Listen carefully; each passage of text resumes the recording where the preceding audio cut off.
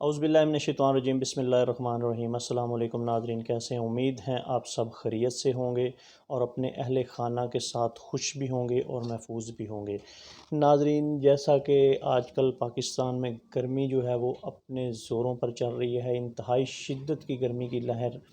جو اس وقت پاکستان میں چل رہی ہے، تو تمام دوستوں سے گزارش ہے کہ دوپہر کے ٹائم جب درجہ حرارت اپنے عروج پر ہوتا ہے، اس وقت خود کو اور اپنے بچوں کو دھوپ سے بچائیں اور غیر ضروری سفر سے یا باہر نکلنے سے پرہیز کریں۔ تمام احباب محبت سے ایک بار درود پاک پڑھ لیجئے۔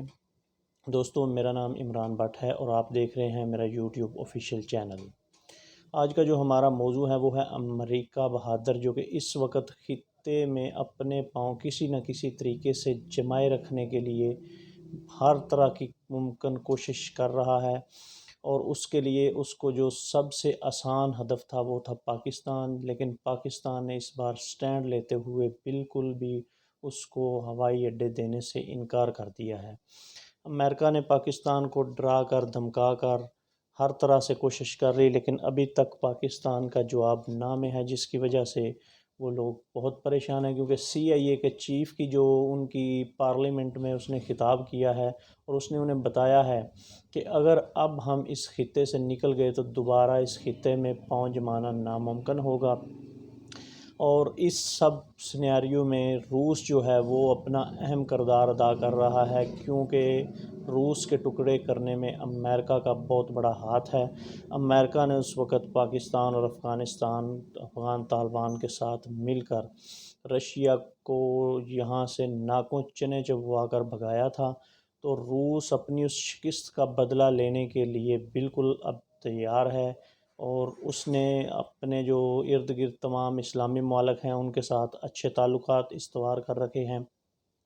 پاکستان کے ساتھ بھی اس کے اچھے تعلقات ہیں۔ ناظرین، بیسیکلی افغانستان کو 6 ملکوں کے بارڈر لگتے ہیں، جن میں Iran, Pakistan, China, Tajikistan, Uzbekistan اور ترکمانستان شامل ہیں۔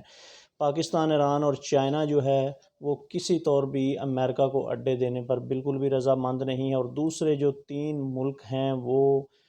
اپنے GDP کے لحاظ سے بھی جو ہیں مرہون منت ہیں رشیا کے۔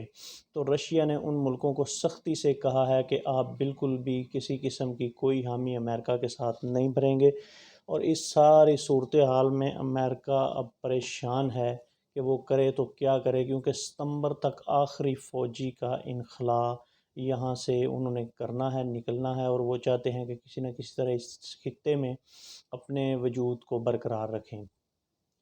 ناظرین، رشیا پچھلے چند سالوں سے اپنی اس شکست کا بدلہ کہہ لیں یا خود کو دوبارہ اسی کرسی پر براجمان کرنے کے لیے انہوں نے جو اپنے کام جو مختلف ملکوں کے ساتھ ان کے روابط ہیں وہ بڑے اچھے رکھے ہیں، خاص کر جو اسلامی ممالک ہیں قریب قریب کے۔ آج کل وہ ایران کے تھرو اسرائیل جو کہ ابھر کر ایک عالمی طاقت بننے کی کوشش کر رہا تھا اور عالمی دہشت گرد بن گیا، اس کو بھی روکنے کے لیے انہوں نے اب ایران کے تھرو حماس کی مدد کرنا شروع کر دی ہے۔ ایران جو کہ بیسیکلی شیعہ کمیونٹی سے تعلق رکھتا ہے اور حماس جو ہے وہ سنی کمیونٹی سے تعلق رکھتے ہیں، اس کے باوجود انہوں نے کہا ہے کہ وہ مسجد اقصیٰ کے دفاع کے لیے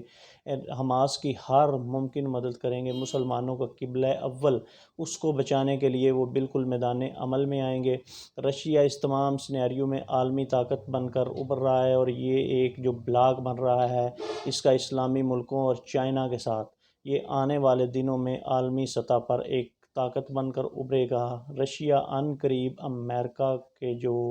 ڈالر ہے اس کے ریٹ کو بھی گرانے میں اہم کردار ادا کرے گا۔ رشیا نے ابھی سیٹلائٹ ٹیکنالوجی جو ایران کو دی ہے،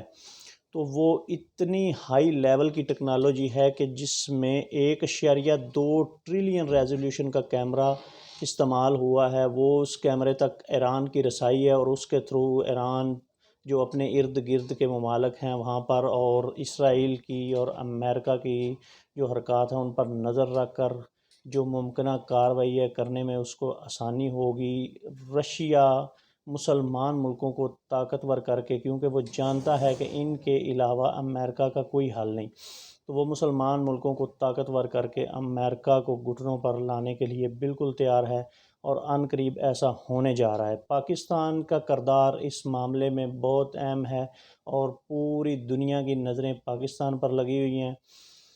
وہ پاکستان کو دھمکا بھی رہے ہیں، اور دوسرے لفظوں میں اس کی منتیں بھی کر رہے ہیں کہ کسی طریقے انہیں پاکستان میں اڈے مل جائیں، لیکن ایسا اس بار ممکن نہیں ہے۔ اس تمام سینیریو میں طالبان، جو کہ اس پوری گیم کا مین حصہ ہیں، وہ اس وقت افغانستان میں اپنے قدم بڑی اچھی طرح سے جما رہے ہیں، اور عن قریب اشرف غنی کی حکومت ختم ہو کر وہاں پر طالبان کی حکومت ہوگی۔ اس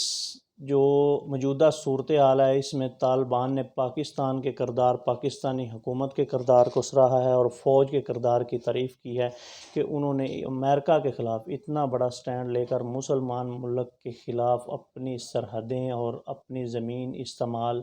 نہ کرنے کا جو اس بار سٹینڈ لیا ہے، اللہ ان کو اس پر قائم رکھے، اور ہم اس چیز سے بڑے خوش ہیں۔ طالبان جو ہیں وہ آنے والے دنوں میں ایک طاقت بن کر ابھریں گے، اور یہ چیز امریکہ کے لیے انتہائی تشویشناک ہے۔ دوستو، آنے والے دنوں میں پاکستان اور ایران رشیا کے ساتھ مل کر اور چائنا کے ساتھ مل کر عالمی طاقت جو ہے وہ اس کا ایک علیحدہ بلاک بننے جا رہا ہے، اور یہ معیشت پر بھی بڑا گہرا اثر انداز ہوگا۔ اپنا بہت خیال رکھیے گا، دعاؤں میں یاد رکھیے گا، کمنٹ سیکشن میں اپنی رائے کا اظہار ضرور کیجیے گا۔ اللہ حافظ۔